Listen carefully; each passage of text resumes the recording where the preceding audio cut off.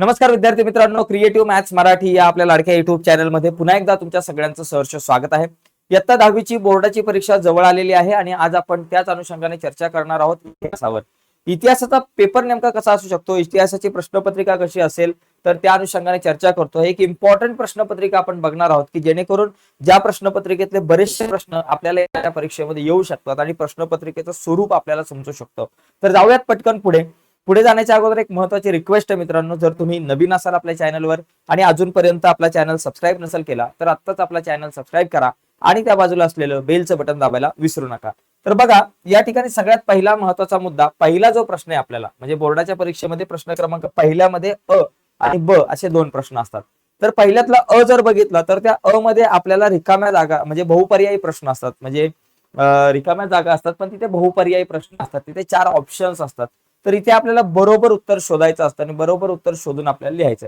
जसं की इथं पहिला प्रश्न आहे, दिलेल्या पर्यायातून योग्य पर्याय निवडून विधान पूर्ण लिहा.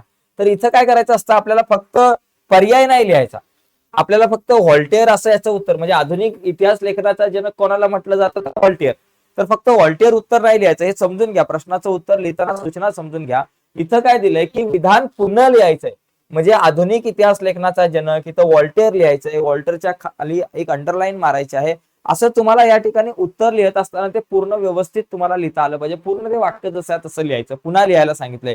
काही काही मुलं काय करतात, फक्त हा ऑप्शन लिहितात. जसं की गणितामध्ये जर तुम्ही बघितलं तर तुम्हाला फक्त ऑप्शन लिहायचा असतो, परंतु इथे तुम्हाला हे विधान पूर्ण लिहायचं असतं, हे लक्षात घ्या.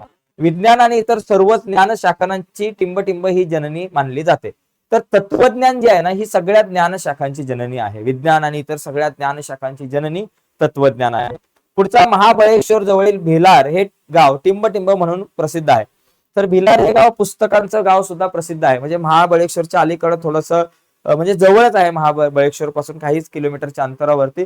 खूप सुंदर गाव आहे. ऍक्च्युली मी सुद्धा तिथे गेलो होतो. तर या गावामध्ये जर तुम्ही बघितलं तर प्रत्येक घराच्या समोर अशी दालनं आहेत आणि तिथे तुम्हाला पुस्तकं म्हणजे वेगवेगळ्या प्रकारच्या पुस्तकांचे स्टँड ठेवलेले असतात, कपाटं असतात, त्या कपाटांमध्ये पुस्तकं असतात. तुम्ही जाऊन ती पुस्तकं वाचू शकताय तिथे.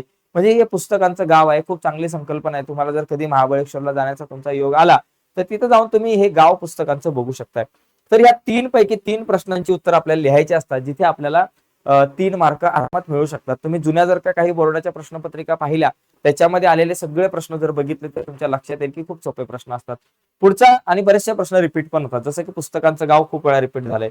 इथे बघा, पुढील पैकी प्रत्येक संचातील चुकीची जोडी ओळखून पुन्हा लिहायचे. मित्रांनो, याच्यामध्ये तुम्हाला 3 मार्काचा प्रश्न आहे. पहिल्यातला ब मध्ये तुम्हाला जोड्या दिल्या जातील आणि याच्यातली चुकीची जोडी तुम्हाला ओळखायची आणि ती चुकीची जोडी ओळखून लिहायची. तिथे दुरुस्त करून नाही लिहायला सांगितलं, म्हणजे चुकीची जोडी दुरुस्त करून लिहा अशा प्रकारचा प्रश्न नाही, फक्त चुकीची जोडी ओळखायची. त्याच्यामुळे सोपा आहे. जसं की विका राजवाडे, मराठ्यांच्या इतिहासाची साधनं त्यांनी लिहिली, विका राजवाडे यांनी. त्याच्यानंतर स्वातंत्र्यवीर विनायक दामोदर सावरकर यांनी the Indian war of independence 1857 म्हणजे 1857चं स्वातंत्र्य समर लिहिलं. माझी जन्मठेप पुस्तक आलं तरी ते त्यांनी लिहिलं, असं तुम्ही म्हणू शकताय. पंडित रमाबाई स्त्री पुरुष तुलना, तर ही चुकीची जोडी आहे, कारण स्त्री पुरुष तुलना हा जो ग्रंथ आहे तो ताराबाई शिंदे यांनी लिहिला आहे. त्याच्यामुळे पंडिता रमाबाई हे उत्तर या ठिकाणी चुकीचं असणार आहे. महात्मा फुले गुलामगिरी, शेतकऱ्यांचा असूड ही जर पुस्तक आली तर महात्मा फुले यांची असतील. ठीक आहे. पुढे बघा, पुढचा मुद्दा आहे या ठिकाणी. बघा, इथे आपण पुढचा प्रश्न आहे. अरे ये बाबा लवकर. हा बघा, इथे पुढील पैकी प्रत्येक संचातील चुकीची जोडी ओळखून लिहा. तर दर्पण, बाळशास्त्री जांभेकर हे बरोबर आहे, कारण दर्पण हे पुस्तक, हे जे वृत्तपत्र पहिलं म्हणजे पहिलं मराठी वृत्तपत्र कुठलं तर दर्पण हे बाळशास्त्री जांभेकर यांनी लिहिलं. केसरी, बाळ गंगाधर टिळक. केसरी आणि मराठा ही जर आली तर ती बाळ गंगाधर टिळक यांची पुस्तक आहे. दीनबंधू गोपाळ हरी देशमुख ही चुकीची जोडी आहे आणि प्रभाकर हे भाऊ महाजन यांनीच लिहिलं पुस्तक आहे. तर चुकीची जोडी जी आहे ती दीनबंधू गोपाळ हरी देशमुख हे येईल आपलं उत्तर. ठीक आहे. याच्यानंतर पुढचा प्रश्न आपल्याकडे आहे, पुढचा तिसरा मुद्दा आहे. इथं बघा काय दिलंय की तिसरा जो मुद्दा आहे आपल्याला त्याच्यात दिलेला आहे लेणी, माथेरान आणि चिखलदरा. तर माथेरान आणि चिखलदरा ही काही लेणी नाहीये. ओके, तर ही थंड हवेचे ठिकाण आहे, त्याच्यामुळे ही जी जोडी आहे ती चुकीची आहे. बाकी railway station Chhatrapati Shivaji Maharaj terminus Mumbai हे एक रेल्वे स्टेशन आहे. ओके, त्याच्यामुळे हे बरोबर आहे. अभयारण्य दाजीपूर हे एक अभयारण्य आहे, ते सुद्धा बरोबर आहे. आणि नैसर्गिक वारसा स्थळ म्हणजे पश्चिम घाट आणि तेथील कास पठार हे नैसर्गिक वारसा स्थळ असलेले ठिकाण आहे, जे युनेस्कोने जाहीर केलेलं आहे. ठीक आहे. आता पुढचा प्रश्न या ठिकाणी आपण बघूयात. पुढचा मुद्दा या ठिकाणी बघा, इथं आपल्याला दिलेला आहे की दिलेल्या सूचनांप्रमाणे. आता प्रश्न क्रमांक दुसऱ्यातला अ जो आहे तसा बघितलं तर दुसऱ्यातला अ मध्ये कसं असतंय की संकल्पना चित्र पूर्ण करा. हा जर सुद्धा प्रश्न खूप सोपा असतो, खूप सिंपल असतो. फक्त संकल्पना चित्र व्यवस्थित आपल्याला पूर्ण करायचे आहेत. पुस्तकामध्ये जितकी संकल्पना चित्र आहेत तेवढी करा. त्याच्या व्यतिरिक्त दुसरे प्रश्न जास्तीत जास्त येत नाही. जी पुस्तकामध्ये दिलेली असतात ती संकल्पना चित्र आपल्याला विचारली जातात. जसं की इथे भारतातील नैसर्गिक वारसा स्थळे म्हणजे युनेस्कोने ज्या वारसा स्थळांना नैसर्गिक वारसा स्थळे हे मान दिलेलं आहे अशा स्थळांची नावं, जसं की पश्चिम घाट एक आहे आणि काझीरंगा राष्ट्रीय उद्यान दिले. मग बाकीची तुम्हाला लिहायची बघा, इथे लिहिलेत नंदादेवी व व्हॅली ऑफ फ्लॉवर्स राष्ट्रीय उद्यान आहे. त्याचबरोबर केवलदेव राष्ट्रीय उद्यान आहे, मानस वन्यजीवन अभयारण्य आहे, सुंदरबन राष्ट्रीय उद्यान आहे आणि काझीरंगा राष्ट्रीय उद्यान ऑलरेडी इथं दिलेलं आहे. तर ही नैसर्गिक वारसा स्थळे आपल्याला लिहायची आहेत. ओके, तर याच्यामध्ये पण नैसर्गिक, ऐतिहासिक, तर जशी जी विचारली जातील ती आपल्याला इथं लिहायची. ओके, चारच आपल्याला लिहायचे असतात, एकाला अर्धा मार्क, 2 मार्काचा हा प्रश्न आहे. हा दुसरा प्रकार. इथे पण आपल्याला काय करायचं, तर याच्यामध्ये पण आणखी एक लक्षात घ्या बरं का. इथे जर तुम्ही इथे जर विचार केला कृतींचा, इथे एक प्रश्न असेल, हा तर इथे बघा, एकच मिनिट. हा ओके, हा येस येस, ठीक आहे ठीक आहे. तर बघा या ठिकाणी संकल्पना चित्र पूर्ण करा, दुसऱ्यातला अ. त्याच्यानंतर हा दुसरा एक प्रश्न आपल्याकडे इथे, तो पण आपण समजून घेऊया. तिथे काय, इथे आपल्याला दिलेल्या सूचनांप्रमाणे कृती करायचे दुसरा प्रश्न आहे. तर याच्यामध्ये कसं आहे की इथे बैठे खेळ आपल्याला दिले, तर ते बैठे खेळ लिहायचे खूप सोपे आहे. म्हणजे बैठे खेळ याच्यातले सगळे खेळ ऑलरेडी आपण खेळलोय, जसे की कॅरम आहे, पत्ते आहे, बुद्धिबळ आहे, सापशिडी आहे, बैठे खेळ. ओके, जे घरामध्ये खेळले जातात ते बैठे खेळ. पुढचा एक प्रश्न या ठिकाणी बघा, अजून एक असं इथे प्रकार, कृषी पर्यटन आलं, ऐतिहासिक पर्यटन आलं, त्याच्यानंतर आपल्याकडे सांस्कृतिक आहे, धार्मिक आहे, भौगोलिक आहे. ही पर्यटनाचे तुम्ही 4 या ठिकाणी प्रकार तुम्ही लिहू शकता. ठीक आहे, पुढचा बघा प्रश्न. पुढचा मुद्दा आहे थोडक्यात उत्तरे, थोडक्यात टिपा लिहा, कोणत्याही 2, 4 मार्क. दुसऱ्यातल्या अ मध्ये तुम्हाला संकल्पना चित्र काढणं आहे आणि दुसऱ्यातल्या ब मध्ये जर तुम्ही बघितलं तर दुसऱ्यातल्या ब मध्ये आपल्याला थोडक्यात टिपा लिहायच्या असतात. तर इथे तुम्हाला कुठल्याही 2 टिपा लिहायच्या असतात. 3 पैकी तुम्हाला कुठल्याही 2 टिपा या ठिकाणी तर लिहायच्या असतात. तर पहिली टीप बघा, भारतातील भारतीय स्त्रीवादी इतिहास लेखन, ही टीप आली होती एका वर्षी. तर इथं एक उदाहरण म्हणून आपण काही प्रश्न बघतोय, तर अशा प्रकारचे प्रश्न येतात किंवा यातले बरेचसे प्रश्न सुद्धा येऊ शकतात, पण अशा प्रकारचे प्रश्न आपल्याला येतात.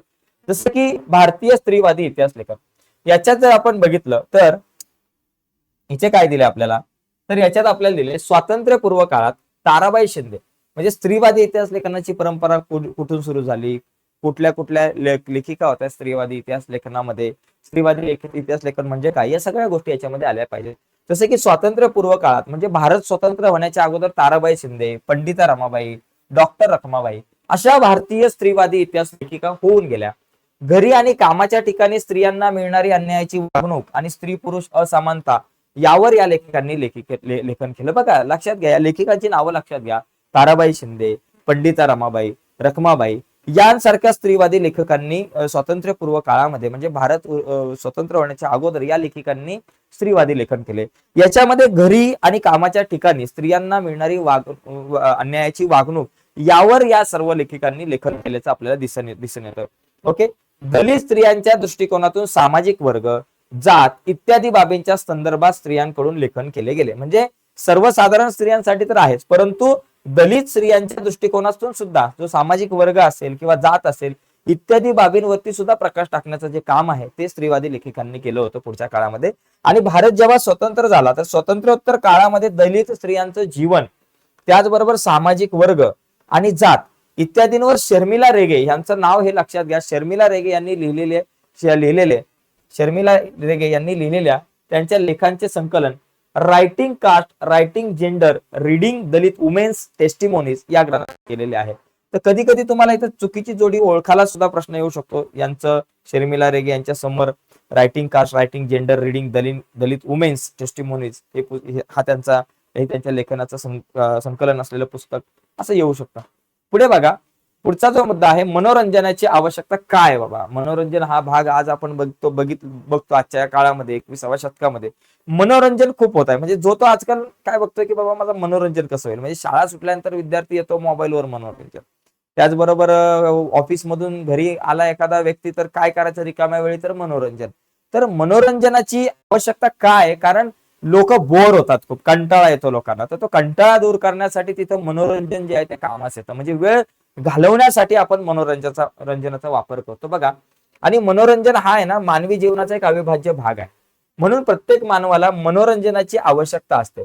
व्यक्तीच्या निकोप वाढीसाठी निखळ मनोरंजन गरजेचं असतं, नाही तर माणूस कंटाळू शकतो, किंवा कधी कधी मनोरंजन नसल्यामुळे माणूस थोडासा डिप्रेशन मध्ये सुद्धा जाऊ शकतो. कामाचं टेन्शन, घरचं टेन्शन, बरेचसं डिप्रेशन असतं. कधी एखादा हास्याचा कार्यक्रम बघितला तर त्या कार्यक्रमाच्या माध्यमातून मनोरंजन होतं आणि दुःख थोडंसं बाजूला सारलं जातं, आणि त्याच्यामधून मनोरंजन झाल्यामुळे थोडासा निखळ आनंद मिळतो आणि आपला जो व्यक्तिमत्वाची जी आहे, व्यक्तीची जी आहे ती निकोप वाढ होते. चाकोरीबद्ध जगण्यातला कंटाळा दूर करून मनाला चैतन्य आणि उत्साह येण्यासाठी सुद्धा मनोरंजन आवश्यक आहे. मनाला एक चैतन्य, उत्साह मिळाला पाहिजे, त्यासाठी मनोरंजन आवश्यक आहे. आणि मनोरंजन मनाला उत्साह, शक्ती मिळवून देण्याचे काम करते, आणि मनोरंजनातून छंद वाढीस लागतात आणि त्यातून व्यक्तिमत्वाचा विकास होतो. ही एक टीप आली होती. त्याच्यानंतर पुढची एक टीप आहे ती आपण बघूयात. पुढची टीप आपल्याकडे आहे खेळाचं महत्व. खेळाचं महत्व बघा. खेळांचं महत्व काय आहे? खेळामुळे सुद्धा बघा, लक्षात घ्या, कधी कधी खेळामुळे मानसिक विकास आपला जास्त होतो. म्हणजे खेळामुळे फक्त शारीरिक विकासातला भाग नाहीये, खेळामुळे मानसिक विकास होतो. खेळामुळे तुमच्यातल्या नेतृत्वाच्या काही क्षमता आहे, आपण म्हणतो ना लिडरशिप क्वालिटीज सुद्धा आपल्यातल्या वाढतात. डिसिजन मेकिंग म्हणजे तुम्ही पटकन निर्णय कुठल्याही गोष्टीमध्ये घेऊ शकता. जसं की एखादा तुम्ही खो खो खेळता, खो खो खेळल्यानंतर बाबा मी आता थांबलं पाहिजे का बाबा थांबलं पाहिजे का खो दिला पाहिजे, हा निर्णय तुम्ही समोरचा जो खेळाडू कुठं आहे ते बघून तुम्ही पटकन निर्णय घेता. किंवा कबड्डीमध्ये सुद्धा आम्ही जाऊन कोणाला नेमका आउट करू, कोण कुठे आलेला आहे, अशा प्रकारे निर्णय ज्यावेळेस तुम्ही पटकन घेता. किंवा क्रिकेट खेळताना चेंडू कुठं आलेला आहे, आता त्या एका सेकंदामध्ये तुम्हाला निर्णय घ्यायचा असतो की मी त्या चेंडूला कसा फटका मारू. म्हणजे खेळामधून बऱ्याचशा गोष्टी होतात. तुमच्या मेंदूचा विकास होतो, निर्णय क्षमता वाढते, लिडरशिप क्वालिटी वाढते, बऱ्याच गोष्टी होतात. तर इथे बघा खेळाचं महत्व काय, की खेळांमुळे जीवनातील व्यथा, चिंता विसरल्या जातात. माणसाच्या मनाला एक विरंगुळा सुद्धा मिळतो, त्यामुळे मन ताजेतवाने होते, उल्हासित होते, आणि खेळामुळे शरीर काटक आणि बळकट होतं. ओके.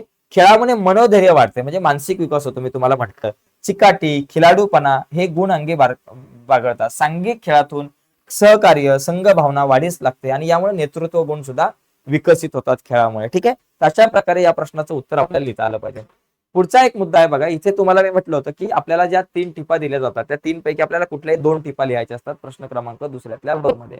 प्रश्न तिसरा जो आहे, तिसऱ्यामध्ये तुम्हाला कारणे स्पष्ट करा. सकारण म्हणजे कारणे लिहायचे बरं का. विधाने जी दिली असेल ती सकारण स्पष्ट करायच्यात, आणि इथं कुठलीही 2 विधाने आपल्याला या ठिकाणी स्पष्ट करायची आहेत बघा का.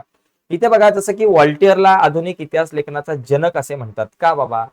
की कारण व्हॉल्टेयर याच्या मते त्यांनी इतिहासाच्या बाबतीत व्हॉल्टेयरनी काय असं योगदान दिलंय, कशा प्रकारचे विचार मांडलेत की जेणेकरून त्याला आधुनिक इतिहास लेखनाचा जनक म्हटलं जातं. तर का बघा, व्हॉल्टेयरच्या मते इतिहास लेखनासाठी वस्तुनिष्ठ सत्य आणि घटनांचा कालक्रम योग्य असायला हवा. तत्कालीन समाजाच्या परंपरा, म्हणजे त्याचं मत काय की बाबा इतिहास ज्यावेळेस लिहिला जातो त्यावेळेस ते वस्तुनिष्ठ सत्य आणि घटनांचा जो क्रम आहे तो योग्य असायला हवा, आणि नुसताच घटनांचा क्रम नको, नुसत्याच घटना नको, तर त्याचबरोबर तत्कालीन समाजाच्या परंपरा कशा होत्या, कसा होता समाज, तत्कालीन समाजाच्या परंपरा कशा होत्या, शेती, व्यापार, आर्थिक व्यवस्था यांचा विचार सुद्धा होणं गरजेचं आहे. म्हणजे फक्त तुम्ही घटना कालानुक्रमे लिहिल्या म्हणजे इतिहास लिहिला अशातला भाग नाहीये. तर तो इतिहास लिहित असताना त्या घटनांसोबत तत्कालीन समाजाच्या परंपरा कशा होत्या, शेती काय होती, व्यापार कसा होता, आर्थिक व्यवस्था त्या समाजाची कशी होती, या सगळ्या गोष्टींचा विचार सुद्धा होणं आवश्यक आहे. आणि त्याच्या या मतामुळे काय झालं, इतिहासाची मांडणी करताना मानवी जीवनाचा सर्वांगीण विकास व्हायला हवा, सर्वांगीण विकास व्हायला हवा किंवा सर्वांगीण विचार व्हायला हवा. कारण जेव्हा शेती, व्यापार, आर्थिक व्यवस्था कशी होती, परंपरा कशी होती, या सगळ्या गोष्टी ज्यावेळेस इतिहासाच्या माध्यमातून शोधल्या जातात त्यावेळेस त्या मानवी जीवनाचा सर्वांगीण विचार त्यावेळेस तिथं होतो. कारण नुसत्याच घटना दिल्या, तर नुसताच कालखंड दिला एखाद्या राजाच्या जीवनचर्याचा, तर तिथं सगळ्या मानवाचा नाही अभ्यास होत. परंतु ज्यावेळेस त्या समाजाच्या परंपराचा अभ्यास केला जातो, शेतीचा, व्यापाराचा, व्यवसायाचा अभ्यास केला जातो, त्यावेळेस मानवाचा सर्वांगीण विचार होतो तिथं. हा नवीन विचार पुढे आला, आणि यामुळेच व्हॉल्टेयरला आधुनिक इतिहास लेखनाचा जनक आहे असं आपण म्हणतो. पुढे बघा, पुढचं एक या ठिकाणी आपल्याला दिलेलं आहे की जागतिक वारशाच्या पदास पात्र ठरणारी स्थळे, परंपरा यांची यादी युनेस्कोद्वारे जाहीर केली जाते. बघा, ज्या काही ऐतिहासिक स्थळं असतील, नैसर्गिक स्थळं असतील, जी स्थळं जी आहेत ती ज्या स्थळामधून एक चांगला वारसा म्हणजे इतिहासाच्या ज्या स्थळांना पाहिल्यानंतर ज्या स्थळांच्या माध्यमातून एक चांगला वारसा, नैसर्गिक वारसा असेल, ऐतिहासिक वारसा असेल, सामाजिक वारसा असेल, तो वारसा पुढच्या पिढीपर्यंत जातो आणि तो जाणारा जो वारसा आहे तो नामशेष नको व्हायला, तो टिकून राहायला पाहिजे. तर त्याच्यासाठी काय केलं जातं, त्या ठराविक भागाला म्हणजे ते ऐतिहासिक स्थळ असेल किंवा नैसर्गिक स्थळ असेल तर त्या स्थळाला एक जागतिक वारसा दिला जातो, जेणेकरून जागतिक वारसा दिल्यामुळे त्या स्थळाचं जतन केलं जातं, त्या स्थळाचं नैसर्गिक साधन संपत्तीचं जतन करून ते टिकून ठेवलं जातं, त्याचा विकास केला जातो. ओके, जेणेकरून पुढील अनेक पिढ्यांपर्यंत ती नैसर्गिक साधन संपत्ती, ती ऐतिहासिक स्थळं पुढच्या पिढीला पण प्रेरणा देण्यासाठी जिवंत राहिली पाहिजे, त्यामुळे त्यांची विशेष काळजी घेतली जाते. ओके, ती यादी जी आहे युनेस्कोद्वारे प्रसारित केली जाते. तर या प्रश्नाचं उत्तर कसं लिहू शकताय की पूर्वजांनी निर्माण केलेल्या कलाकृती, परंपरा हा आपल्या सांस्कृतिक वारसा असतो, सांस्कृतिक वारसा आहे आणि त्याविषयी आपल्या मनामध्ये आपुलकी असते. हा वारसा पुढील मानवी पिढ्यांच्या हितासाठी जपणं आवश्यक आहे, त्यांचं संवर्धन होणं गरजेचं आहे. काळाच्या ओघात हा ठेवा नामशेष होता कामा नये, त्याचे जतन कसे करावे याच्या दिशादर्शक तत्वांच्या आधाराने जागतिक वारशाच्या पदास पात्र ठरणारी स्थळे व परंपरा यांची यादी युनेस्को या जागतिक संघटनेकडून जाहीर केली जाते. ओके, जेणेकरून बाबा ज्या परंपरा पूर्वजांनी आपल्यासाठी ठेवलेल्या आहेत त्यांचं जतन व्हावं, त्या नामशेष नको व्हायला, म्हणून जागतिक वारसा स्थळे जी आहेत ती युनेस्कोच्या माध्यमातून जाहीर केली जातात. ओके, पुढचा एक मुद्दा या ठिकाणी इथे आपल्याला दिसतोय की कलेच्या इतिहासाचा सखोल अभ्यास करणाऱ्या तज्ञांची आवश्यकता असते. बघा, कलेच्या इतिहासात आता मला जर का एखादी जुनी वस्तू भेटली मला जुनं एखादी वस्तू असेल, आता ती खूप जुनी आहे, एखादी वस्तू मला भेटली तर तिचं महत्व काय आहे, कदाचित मला ते कळणार नाही त्या जुन्या वस्तूचं महत्व. कदाचित ती एका महत्वाच्या राजाने ती वापरलेली असावी किंवा एखाद्या महत्वाच्या व्यक्तीची ती वस्तू असावी किंवा त्या वस्तूचं मोल खूप असू शकतं, जे मला माझ्या व्यवहारात दररोजच्या वापरामध्ये त्या वस्तूचं महत्व मला वाटत नाही. पण इतिहासाच्या दृष्टिकोनातून त्या वस्तूचं, ती जुनी मला एखादी वस्तू मिळाली असेल, त्या वस्तूचं महत्व खूप असेल किंवा ती खूप महाग सुद्धा असू शकते. ओके, तर हे ओळखण्यासाठी त्या तज्ञाची आवश्यकता असते. जो एखादा तज्ञ असेल त्यालाच ओळखता येईल की बाबा ही वस्तू खरंच जुनी आहे का, खरंच ही वस्तू खूप जुनी असून खरंच मौल्यवान आहे का, हे त्या तज्ञालाच कळतं. किंवा जुनी खेळणी असेल तर ती सुद्धा त्या तज्ञालाच कळू शकते की बाबा खरंच ही जुनीच खेळणी आहेत. नाही तर एखादा कुठला तरी चुकीची वस्तू आपल्याकडे यायची किंवा कधी कधी एखादी नवीनच वस्तू असायची आणि एखादा विक्रेता आपल्याला म्हणायचा ही खूप जुनी आहे, खूप जुन्या काळातली वस्तू आहे, 200 वर्षापूर्वीची आहे, 300 वर्षापूर्वीची, असं खोटं बोलून सुद्धा एखादा फसवू शकतो. मग यासाठी तज्ञांची आवश्यकता असते. जसं की कला वस्तूंच्या खरेदी विक्रीचे एक स्वतंत्र क्षेत्र असतं. कला वस्तू नकली आहे की खऱ्या आहेत, त्यातील धातू, लाकडाचा प्रकार, त्यांचा दर्जा योग्य आहे का, त्याचबरोबर त्यातील जाणकार, हे सगळं त्यातील जाणकार सांगू शकतो. म्हणजे कला वस्तू ज्या आहेत त्याच्या संदर्भातली माहिती जाणकार सांगू शकतात.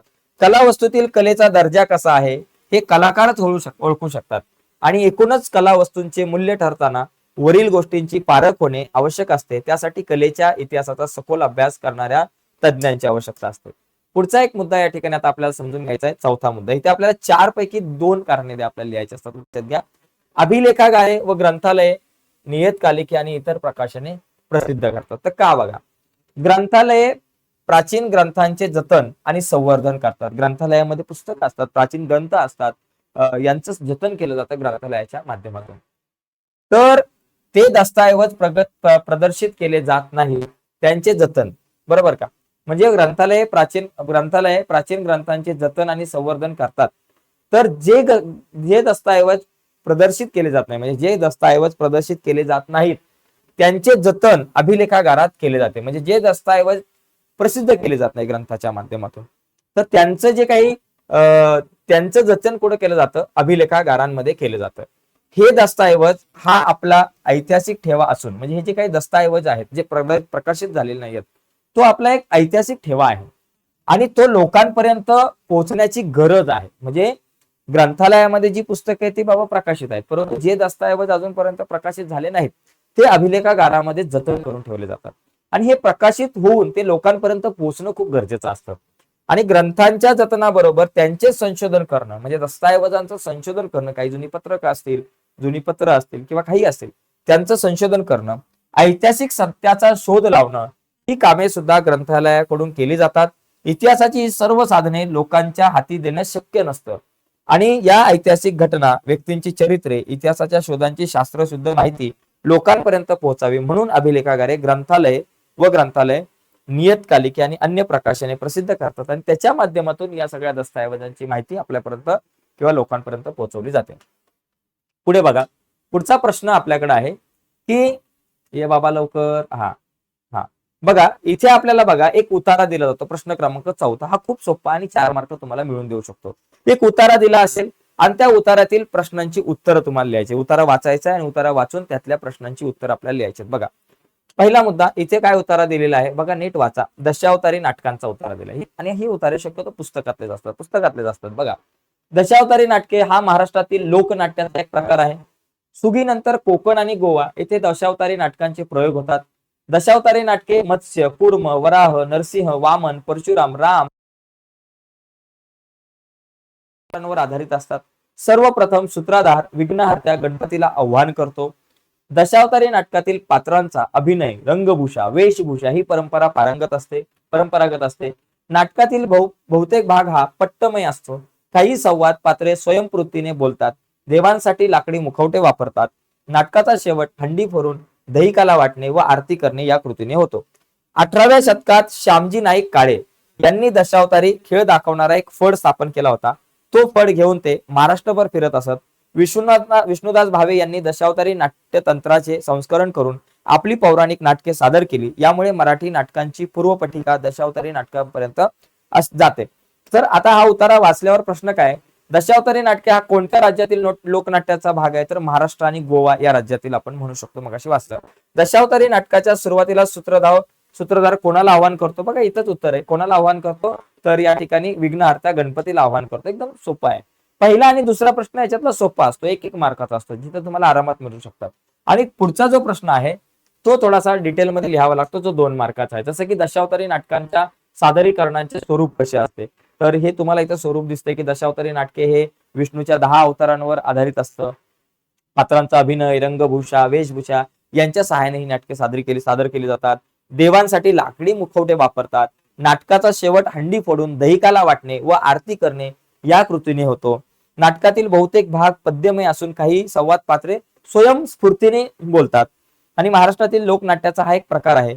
शेतीत पीक पाणी आल्यावर सुगीच्या दिवसानंतर कोकण व गोवा येथे हा नाट्य प्रकार केला जातो. ओके, यांच्या नाट्य प्रकाराचे प्रयोग गावोगावी होतात. तर इथे हा तिसरा 3च प्रश्न असतात याच्यामध्ये. प्रश्न क्रमांक 4 मध्ये उतारा वाचल्यानंतर त्या उतार्यावर आधारित 3 प्रश्न आपल्याला विचारले जातात. ठीक आहे. आता पुढचा बघा, या ठिकाणी 5वा जो प्रश्न आहे, या 5व्या प्रश्नामध्ये आपल्याला सविस्तर उत्तरे लिहायची. कोणती? 3. आणि इथं प्रत्येक प्रश्न 3 मार्काला आहे. म्हणजे 3 मार्काच्या प्रश्नामध्ये उत्तर लिहिताना मुद्देसूद लिहा. साधारणतः 6 मुद्दे कसे येतील ते बघा, कारण प्रत्येक मुद्द्याला अर्धा मार्क जर मिळाला, 6 मुद्दे असेल तर तुमचे 3 मार्क, परंतु ते बरोबर असावे. आता नुसतंच आपले लिहिले अशातला भाग नको. बघा, मार्क्सवादी इतिहास लेखन म्हणजे काय. बघा, मार्क्सने काय सांगितलं, पहिल्या प्रकरणामध्ये तुम्हाला मार्क्सचे विचार सांगितलेले की मार्क्सने काय सांगितलं की इतिहास हा माणसांचा असतो आणि तो वर्ग संघर्ष असतो. नुसताच माणसाचा नसून तो वर्ग संघर्ष असतो, ज्याच्यामध्ये विषमतेवर आधारित वर्ग संघर्ष त्यांनी सांगितलेला आहे. आणि मार्क्सवादी इतिहास लेखन म्हणजे काय, तर स्वातंत्र्योत्तर काळात भारतीय इतिहास लेखनात जे नवे वैचारिक प्रवाह आपल्याला दिसून आले, भारत स्वतंत्र झाल्यानंतर एक नवे वैचारिक विचार प्रवाह भारतामध्ये दिसून येतात, आढळून येतात. आणि त्यामध्ये मार्क्सवादी इतिहास लेखन हा एक प्रमुख प्रवाह आहे. म्हणजे भारताच्या तुम्ही स्वातंत्र्योत्तर काळानंतर जर तुम्ही पाहिलं तर अनेक इतिहास लेखनाचे प्रकार किंवा आपल्याला आढळतात. त्याच्यामध्ये मार्क्सवादी इतिहास लेखनाचा हा प्रवाह जो आहे तो प्रमुख आहे. मार्क्सवादामध्ये वर्ग संघर्षावर भर दिलेला आहे. मार्क्सच्या विचारांवर आधारित जे इतिहास लेखन केले जाते त्याला मार्क्सवादी इतिहास लेखन म्हणतात. एकदम साधा सोपा पहिला मुद्दा. मार्क्सच्या विचारांवर आधारित जे लेखन केले जाते त्याला मार्क्सवादी इतिहास लेखन म्हणतात. नावातच प्रश्नाचंच उत्तर आहे. मार्क्सवादी इतिहास लेखनात आर्थिक व्यवस्थेतील उत्पादनाची साधने, पद्धती आणि उत्पादनाच्या प्रक्रियेतील मानवी संबंध यांचा प्रामुख्याने विचार केलेला आहे. म्हणजे याच्यामध्ये काय केलेलं आहे की आर्थिक व्यवस्थेतील उत्पादनाची जी साधने आहेत आणि ती उत्पादनाची साधने, त्याचबरोबर पद्धती आणि उत्पादनाच्या प्रक्रियेतील मानवी संबंध या ठिकाणी यांचा अभ्यास केला जातो. आणि प्रत्येक सामाजिक घटनेचा सर्वसामान्य लोकांवर काय परिणाम होतो त्याचं विश्लेषण मार्क्सवादी इतिहास लेखनामध्ये केले जातं. ठीक आहे. तर याचा तुम्ही स्क्रीनशॉट वगैरे घेऊ शकताय. पुढे बघा, पुढचा आहे लिखित साधनांचा अभ्यास करणाऱ्यांनी कोणते प्रशिक्षण घेणे आवश्यक आहे. जी लोक लिखित साधनांचा अभ्यास करतात त्यांनी नेमकं कुठलं प्रशिक्षण घेणं गरजेचं आहे बघा. तर इतिहासाच्या अभ्यासकाला लिखित साधनांचा अभ्यास करावा लागतो. म्हणजे मला जर का एखादा इतिहासाचा अभ्यास करायचा आहे, इतिहासाचं पुस्तक लिहायचं, काही प्रबंध लिहायचा आहे, तर मला इतिहासाच्या साधनांचा अभ्यास करावा लागेल. त्या काळामधली नाणी, त्या काळामधले वेगवेगळ्या प्रकारचे शिलालेख वाचावे लागतील. त्या काळामध्ये जर का पत्र व्यवहार होत झाला असेल काही, तर तो पत्र व्यवहार होत असतानाची काही पत्र असतील ती मला वाचावी लागतील. म्हणजे या इतिहासाच्या किंवा काही भांडी बघावे लागतील, जुनी असतील तर त्यांचा अभ्यास करावा लागेल. मग मला या लिखित साधनांचा भांडी वगैरे त्याच्यामध्ये नाही येणार, लिखित म्हणजे नाणी असेल, शिलालेख असतील, पत्रे असतील, यांचा अभ्यास, या साधनांचा अभ्यास करणाऱ्यांनी कोणते प्रशिक्षण घेणं आवश्यक आहे बघा. तर त्याला पहिली गोष्ट ब्राह्मी, मोडी, पर्शियन यांसारख्या प्राचीन लिप्या आणि त्यांचा विकासक्रम यांचं ज्ञान हवं. तो ज्या काळातील घटनांचा अभ्यास करीत आहे त्या इतिहास काळातील समाज रचना, परंपरा त्यांनी माहिती करून घेतल्या पाहिजे. सगळ्यात महत्वाची गोष्ट म्हणजे भारतामध्ये जे काही तुम्हाला लिखित साधनं जास्तीत जास्त मिळतील त्याच्यामध्ये ब्राह्मी, मोडी, पर्शियन लिपी तुम्हाला दिसेल, पाली भाषा दिसेल. या वेगवेगळ्या प्रकारच्या लिप्या, शक्यतो मोडी, पर्शियन आणि ब्राह्मी लिप्या आहेत. या लिप्यांमध्ये जास्तीत जास्त तुम्हाला गोष्टी लिखित साधनं तुम्हाला मिळतील. आणि या भाषांचा अभ्यास जर असेल तर त्याला सोपं जाऊ शकतो. त्यामुळे या भाषांचा अभ्यास असला पाहिजे. पुढचा मुद्दा, त्या काळातील साहित्य, लिहिण्याच्या पद्धती, त्यांची ओळख असावी. तत्कालीन संस्कृती, शासन व्यवस्था, राज्यसत्ता, त्याचबरोबर त्याला प्राथमिक ज्ञान असावं. या सगळ्यांचं प्राथमिक ज्ञान असलं पाहिजे. संस्कृती, राज्य, तत्कालीन चित्रशैली कशी होती, शिल्पकला शैली कशी होती आणि त्यांचा विकासक्रम यांचा त्याने अभ्यास केला पाहिजे. आणि जे प्राचीन दस्तऐवज तो हाताळणार आहे त्या कागदाचा प्रकार कुठला, शाई, रंग कुठला, भुर्जपत्रे इत्यादींबाबत त्यांना माहिती असणे गरजेचं आहे. आणि त्याचबरोबर कोरीव लेखांसाठी वापरलेल्या दगड, धातू यांच्या स्वरूपाविषयी माहिती त्याने अवगत केलेली असावी. तर या सगळ्या गोष्टी इथं असणं गरजेचं आहे. तिसरा एक प्रश्न, आपल्याला दोनच लिहायचे असतात. तिसरा बघा, कला क्षेत्रात व्यवसायाच्या कोणत्या संधी उपलब्ध आहेत. मित्रांनो, कलेच्या क्षेत्रामध्ये आता सध्या खूप, तुमच्याकडे जर एखादी कला असेल तर त्या कलेचा उपयोग तुम्हाला भविष्यामध्ये खूप चांगल्या ठिकाणी होऊ शकतो. बघा कसं आहे की कलेच्या अभ्यासकांना संग्रहालय, अभिलेखागारे, ग्रंथालय, पुरातत्वीय संशोधन, पत्रकारिता आणि भारतीय विद्या या ठिकाणी व्यवसाय मिळू शकतो. त्याचबरोबर औद्योगिक आणि जाहिरात क्षेत्रात तसेच कला वस्तूंच्या खरेदी विक्री व्यवसायामध्ये कलांच्या जाणकारांची आवश्यकता असते. चित्रपट आणि नाटक निर्मितीसाठी नेपथ्य कलाकार, दिग्दर्शक, छायाचित्रकार, प्रकाश योजना इत्यादी कलाकारांची आवश्यकता असते. म्हणजे कसं, एखादा चित्रपट जर बनत असेल तर त्याच्यामध्ये नेपथ्य म्हणजे काय, त्या चित्रपटामध्ये समजा जर का तो चित्रपट ऐतिहासिक असेल तर त्या ऐतिहासिक काळामध्ये जी कपडे घातले जातात, जो पोशाख घातला जातो, तो पोशाख बनवणं, पुरुषाचा पोशाख काय असेल, स्त्रियांचा पोशाख काय असेल, म्हणजे छत्रपती शिवाजी महाराजांवरती जर चित्रपट बनवायचा असेल तर शिवाजी महाराजांचा पोशाख असेल, मावळ्यांचा पोशाख असेल, त्याचबरोबर त्या काळामध्ये असणाऱ्या स्त्रियांचा पोशाख असेल. तर या सगळे पोशाख तयार करणाऱ्या माणसं आपल्याला लागतात, तो नेपथ्यामध्ये येतो. काही कलाकारांची आवश्यकता असते, ज्यांना चांगले डायलॉग मिळतात. दिग्दर्शक म्हणजे जो डायरेक्टर असतो. छायाचित्रकार असतात आपल्याकडे. छायाचित्रकार म्हणजे जे फोटोग्राफी आपले करतात बघा, त्याचबरोबर तुम्हाला फोटोग्राफी किंवा व्हिडिओ कॅमेरेवाले असतात, त्यांची आवश्यकता असते.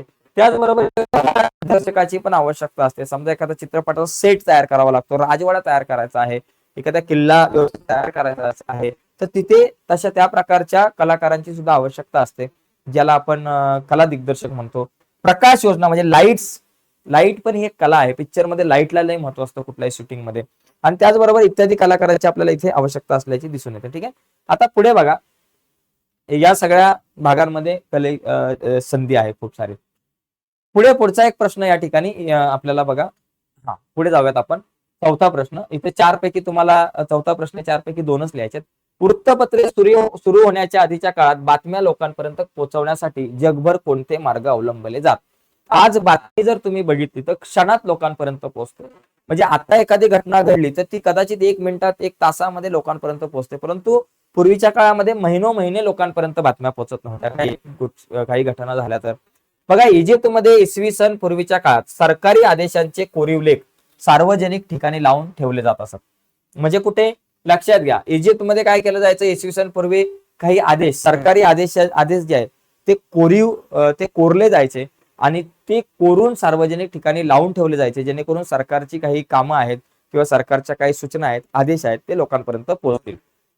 पुढचा पॉइंट, प्राचीन रोमन साम्राज्यात देशातील महत्वाच्या घटना सरकारी हुकूम कागदावर लिहून ते कागद प्रांतोप्रांती वाटले जात. ज्युलियस सीझरच्या काळात ऍक्टा डायर्ना म्हणजे डेली ऍक्ट म्हणजे डेली ऍक्ट म्हणजे रोजच्या ज्या काही घटना आहे ती नावाची वार्तापत्रे रोम मध्ये सार्वजनिक ठिकाणी लावत असत. चीनमध्ये 7व्या शतकात सरकारी निवेदने सार्वजनिक ठिकाणी लावली जातात. इंग्लंडमधील लढायांची किंवा महत्वाच्या घटनांची पत्रके प्रवासी, फिरस्ते व अन्य लोकांना वाटत असत. म्हणजे प्रवासी असतील, फिरस्ते असतील, ते काय करायचं, इंग्लंडमधील ज्या काही लढाया झाल्या असतील, महत्वाच्या घटना झाल्या असतील, त्यांची पत्रकं प्रवासी आणि फिरस्ते व अन्य लोकांना वाटत असत. ओके, पुढे बघा. अनेक राज्यात राज्यभरातील प्रतिनिधी राजांचे आदेश जनतेपर्यंत व राज्यातील महत्वाच्या बातम्या राजापर्यंत पोहोचवत असत. म्हणजे अनेक राज्यात राजांचे राज्यभरातील प्रतिनिधी राजांचे आदेश जनतेपर्यंत, म्हणजे राजाचे जे काही प्रतिनिधी आहेत ते राजांचे आदेश जनतेपर्यंत आणि राज्यभरामध्ये ज्या काही महत्वाच्या बातम्या झालेल्या आहेत, घडलेल्या आहेत, त्या बातम्या राजापर्यंत पोहोचवण्याचं काम करत. म्हणजे वर्तमानपत्र येण्याच्या अगोदर ही सगळी प्रक्रिया होत होती. यानंतर आपला पुढचा जो प्रश्न आहे, पुढचा प्रश्न म्हणजे आपल्याकडं पुढचा विभाग आहे तो राज्यशास्त्राचा प्रश्न क्रमांक 6 जो आहे. हा आपल्याला योग्य पर्याय रिकाम्या जागांचाच आहे. योग्य पर्याय आपल्याला निवडून ती विधाने पूर्ण लिहायची असतात. 6वा प्रश्न क्रमांक 6, 7, 8, 9 हे जे पुढचे प्रश्न आहेत ते राज्यशास्त्राशी निगडीत आहे. याच्यामध्ये जर तुम्ही बघितलं तर इतिहास जो आहे तो 28 मार्क आणि अधिक राज्यशास्त्र 12 मार्क असा 40 मार्काचा हा पेपर तुमचा असणार आहे. तर हे बघा, आपल्याला पहिले 2 प्रश्न आहेत. लोकशाहीचा गाभा म्हणजे काय? सत्तेचे विकेंद्रीकरण, तो लोकशाहीचा गाभा आहे. शेतकरी चळवळीची टिंबटिंब ही प्रमुख मागणी आहे. तर शेतमालाला योग्य भाव मिळाला पाहिजे ही प्रमुख मागणी आहे. इथे मित्रांनो पाणी घेऊया थोडस जरा. बघा, या ठिकाणी साधारणतः ना पुस्तकामध्ये ज्या रिकाम्या जागा असतात त्याच्यातलेच प्रश्न विचारले जातात, एवढं लक्षात घ्या. त्याच्यामुळे पुस्तकाचे प्रश्न स्वाध्यायामधले सगळे व्यवस्थित करा. पुढे बघा, पुढील विधाने चूक की बरोबर ते कारण लिहा. म्हणजे एखादं विधान चूक आहे तर चूक लिहायचं आणि ते का चूक आहे त्याचं कारण लिहायचं. एखादं विधान बरोबर आहे तर बरोबर लिहायचं, बाबा हे विधान बरोबर आहे आणि का बरोबर आहे ते लिहायचं. बघा, 4 मार्काला 3 पैकी 2 लिहायचे असतात. आता इथे काय दिलंय, भारतीय लोकशाही जगातील सर्वात मोठी लोकशाही मानली जाते. का माहिती का? हे विधान बरोबर आहे. कारण भारत जो आहे, भारताची लोकसंख्या खूप जास्त आहे आणि भारतामध्ये तुम्ही जर पाहिलं तर मतदारांची संख्या ही खूप मोठी आहे. भारतातल्या मतदारांची संख्या एवढी आहे की काही देशातील म्हणजे कितीतरी देशांची लोकसंख्या मिळून जर एकत्र केली ना तर त्यापेक्षा जास्त लोकसंख्या आपल्या भारतातल्या नुसत्या मतदारांची होऊ शकते. आणि त्यातल्या त्यात पूर्वी मतदानाचं वय जे आहे ते जवळपास 21 वर्ष होतं, परंतु नंतर 1988-1989च्या दरम्यान राजीव गांधींच्या काळामध्ये ते मतदानाचं वय 18 वर्ष करण्यात आलं आणि 18 वर्ष केल्यामुळे मग खूप आणखी मोठ्या प्रमाणामध्ये मतदारांची संख्या वाढली. त्याच्यामुळे भारतातली लोकशाही ही जी आहे ना ती खूप मोठी आहे.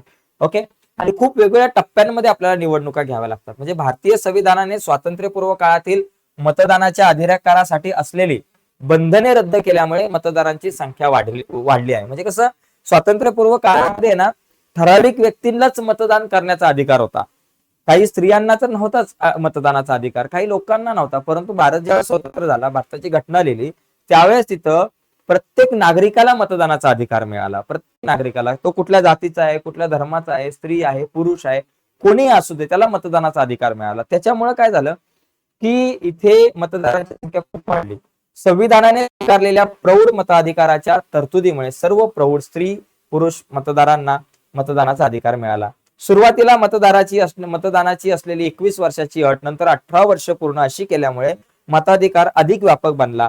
मतदारांची संख्या जगातील कोणत्याच लोकशाही देशामध्ये नाही, एवढी मतदानाची संख्या कुठल्याच लोकशाही देशामध्ये नाही. म्हणून भारतातील लोकशाही ही जगातील सर्वात मोठी लोकशाही मानली जाते. पुढचा मुद्दा आहे आपल्याकडे दुसरा.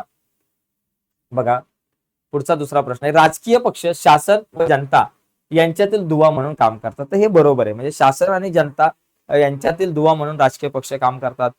मतदान जे आहे ते राजकीय पक्षांना निवडून देतात, राजकीय पक्षातील सदस्यांना निवडून देतात आणि मग राजकीय पक्ष सरकार स्थापन करतं आणि मग त्यामध्ये राजकीय पक्ष जो आहे तो आणि सरकार या राजकीय पक्ष जो आहे तो जनता आणि सरकार यामधला दुवा असतो. बघा कसं, राजकीय पक्ष जनतेच्या मागण्या आणि गाऱ्हाणी शासनापर्यंत पोहोचवण्याचं काम करतं. जनतेचे प्रश्न, मागण्या, गाऱ्हाणी आणि शासन पक्षामार्फत आपल्या धोरणांची योजनांची माहिती जनतेपर्यंत पोहोचून त्यांचा या कार्यक्रमांना पाठिंबा मिळवतात आणि या धोरणावरील जनतेच्या प्रतिक्रिया सरकारला सांगण्याचं काम सुद्धा राजकीय पक्ष करतात. म्हणून राजकीय पक्ष, जनता आणि सरकार यामधला दुवा आहे. अजून एक आहे, इथं आपल्याला दोन सोडवायचे असतात प्रश्न. अजून एक आहे बघा, तिसरा मुद्दा. या ठिकाणी डाव्या उग्रवादी चळवळीत आज शेतकरी व आदिवासी यांच्या समस्यांचे महत्व वाढले आहे, हे चूक आहे. तुम्ही जर बघितलं तर जमीनदारांनी शेतकरी आणि आदिवासी यांच्या जमिनी बळकावलेल्या आहेत. यामुळे हा अन्याय दूर करून भूमिहीनांना जमिनी परत मिळवून देण्यासाठी नक्षलवादी म्हणजे डाव्या उग्रवाद्यांची चळवळ सुरू झाली. परंतु मूळ उद्देश बाजूला पाडून ही चळवळ सरकार विरोधात हिंसक कारवाया करू लागली, पोलिसांवर हल्ले करू लागले, हिंसेलाच अधिक महत्व आले. म्हणून डाव्या उग्रवादी चळवळीत आज शेतकरी व आदिवासी यांच्या समस्यांचं महत्व कमी झालेलं आहे, आपल्याला दिसून येतं. पुढचा या ठिकाणी यातला एक महत्वाचा प्रश्न आहे, तो म्हणजे संकल्पना चित्र स्पष्ट करा. दोन पैकी तुम्हाला एकच संकल्पना चित्र कुठलंही स्पष्ट करावं लागतं. जसं की इथे आपल्याला दिले बघा, 2 मार्काचा प्रश्न आहे. अरे संकल्पना चित्र या ठिकाणी द्यायचं राहिलं आणि मला वाटतं 1 मिनिट जरा संकल्पना चित्र आपण बघूयात, 1च मिनिट. तर संकल्पना चित्राचा प्रश्न मला असं वाटतं की इथे थोडासा आपला राहिलेला आहे आणि मध्येच काहीतरी आलं. संकल्पना चित्र दिलेल्या सूचनांप्रमाणे कृती करा. ओके, संकल्पना चित्र आहे, संकल्पना स्पष्ट कराय, सॉरी संकल्पना स्पष्ट कराय, मी जरा वाचताना चुकीचं वाचलं. प्रश्न क्रमांक 8व्यातला संकल्पना स्पष्ट करा आणि नंतर त्याच्यातला ब जो आहे तिथे तुम्हाला संकल्पना चित्र स्पष्ट करा, संकल्पना चित्र लिहा, अशा प्रकारचा प्रश्न असतो. इथे तुम्हाला 2 पैकी एक संकल्पना आपल्याला स्पष्ट करावी लागते. तर बघा इथे काय आहे, माहितीचा अधिकार. आता माहितीचा अधिकार जो आहे तो बघा, शासनाने केलेल्या व्यवहारांची माहिती जनतेला मिळावी, शासन आणि जनता यांच्यात सुसंवाद साधला जावा, परस्परांविषयी विश्वास वाढावा, यासाठी 2005 साली शासनाने नागरिकांना माहितीचा अधिकार दिला. म्हणजे नागरिकांना एक अधिकार मिळाला की शासन काय काम करतं, कशा प्रकारे काम करतं, ती माहिती आम्हाला जाणून घ्यायची आहे. एखादी शासनाने काम केलं असेल एखाद्या रस्त्याचं, तर तुम्ही अर्ज करून तुम्ही माहिती मिळवू शकता. त्या रस्त्याचा खर्च किती होता, कुठल्या प्रकारचं साधन वापरले, कुठल्या प्रकारची त्या रस्त्याला डांबर वापरले गेले, ही सगळी माहिती तुम्ही तिथून मिळवू शकताय. म्हणजे कुठल्याही गोष्टीची. या अधिकारामुळे गोपनीयतेच्या नावाखाली शासकीय कारभारातील गैरप्रकार दडपले जाऊ शकत नाहीत. माहितीच्या अधिकारामुळे लोकशाही आणि नागरिकांचे अधिकार यांचे सक्षमीकरण झाले. शासनाच्या कारभारातील गोपनीयता कमी होऊन शासनाचे व्यवहार खुले आणि पारदर्शक झालेल्या आपल्याला दिसून येते. पुढचा या ठिकाणी बघा इथं प्रश्न आहे, या दोघांपैकी एक लिहायचा आहे, प्रादेशिकता. बघा प्रादेशिकता आपण जर बघितलं तर आपली भाषा आणि आपला प्रदेश यांच्या विषयीची आत्मीयतेची भावना निर्माण होऊन काही काळानंतर तिच्याबद्दल अस्मिता निर्माण होऊ लागली की त्यातून प्रादेशिकता निर्माण होते. ओके, म्हणजे आपली भाषा आणि आपला प्रदेश यांच्याविषयी एक आत्मीयतेची भावना निर्माण होते आणि नंतर मग त्या आत्मीयतेच्या भावनेचं निर्माण झालेली असते जी आत्मीयतेची भावना, ती जी भावना आहे तिचं रूपांतर नंतर अस्मितेमध्ये होतं आणि मग त्याच्यातून प्रादेशिकता निर्माण होते आणि लोक आपल्या प्रदेशाच्या हिताचा आणि विकासाचा प्राधान्याने विचार करू लागतात. म्हणजे देश तर आहेच, पण त्याच्या अगोदर आपल्या प्रदेशाचा विकास झाला पाहिजे. प्रदेशाचा विकास झाला तर देशाचा ऑटोमॅटिक विकास होईल, अशी भावना एक निर्माण होते.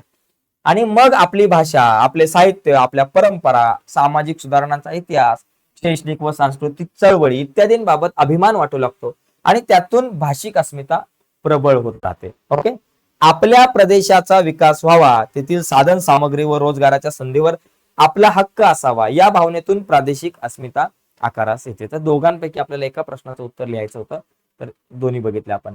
आता बघा, सूचनांप्रमाणे कृती करा, कोणताही एक. याच्यामध्ये काय करायचं, संकल्पना आपल्याला चित्र स्पष्ट करायचं. बघा इथं काय दिलंय, भारतातील राष्ट्रीय पक्ष. बघा भारतीय जनता पक्ष, बहुजन समाज पक्ष, भारतीय राष्ट्रीय काँग्रेस किंवा राष्ट्रवादी काँग्रेस, हे जे काही पक्ष आहेत ते भारतातले राष्ट्रीय पक्ष आहेत. आणि जर तुम्हाला इथं प्रादेशिक पक्ष म्हटलं असतं तर मग मनसे आणि इतर तुम्ही पक्ष लिहिलं असतं, शिवसेना, मनसे यांची नावं तुम्ही लिहिली असती. पुढे बघा, पुढचा आहे लोकशाही मूल्य. आता लोकशाहीची कुठली कुठली मूल्य आहेत, समता, बंधुता.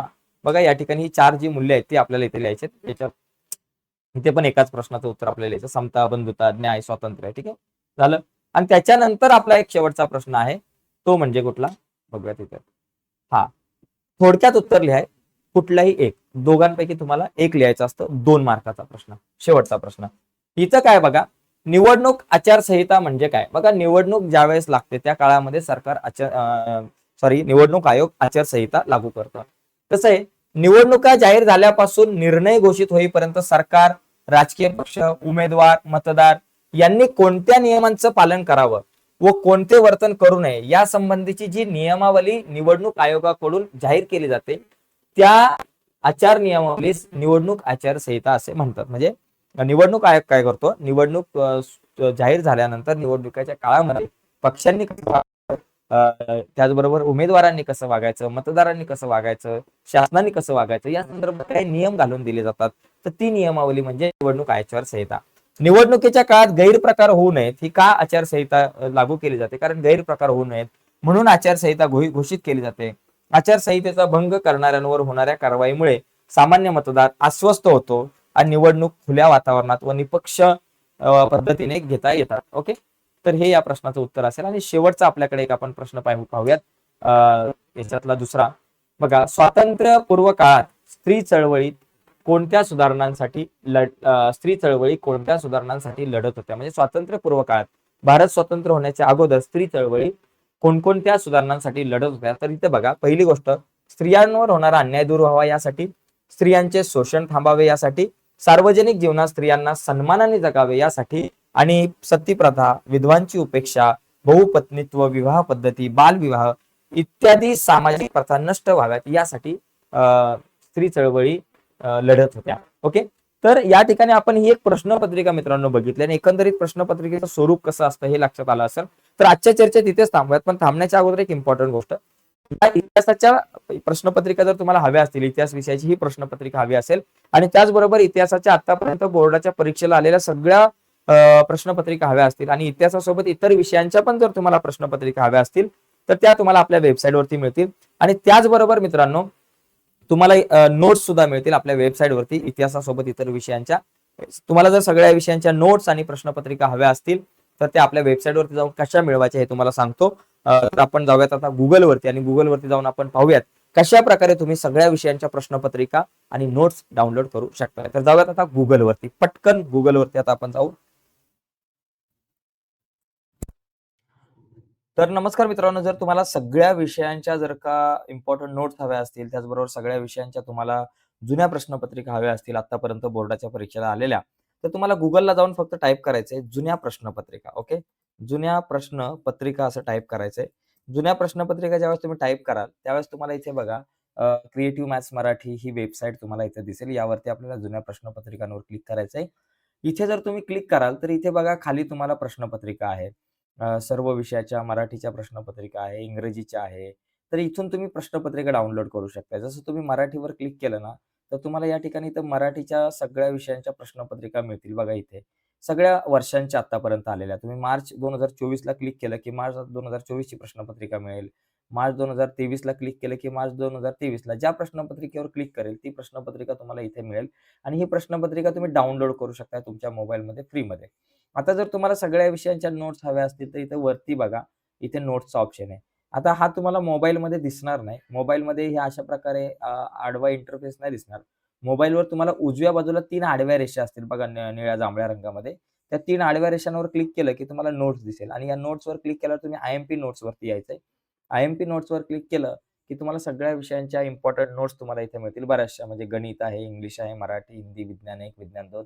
तर या इम्पोर्टंट नोट्सवर तुम्ही जर क्लिक केलं की तुम्हाला या नोट्स डाउनलोड करता येईल. जसं की तुम्ही मराठीवर क्लिक केलं, विज्ञान भाग 1, 2 वरती क्लिक केलं तर तुम्हाला विज्ञान भाग 1 आणि 2 च्या नोट्स मिळतील. मग याच्यामध्ये बघा तुम्हाला कारणे नोट्स आहेत. कारणे क्लिक केलं की तुम्हाला कारणे मिळतील इम्पोर्टंट अशी. तर बऱ्याचशा नोट्स आहेत. तर तुम्ही Googleवरती जा, जुन्या प्रश्नपत्रिका टाइप करा आणि या सगळ्या नोट्स ज्या आहेत त्या डाउनलोड करून घ्या. ठीक आहे मित्रांनो, धन्यवाद.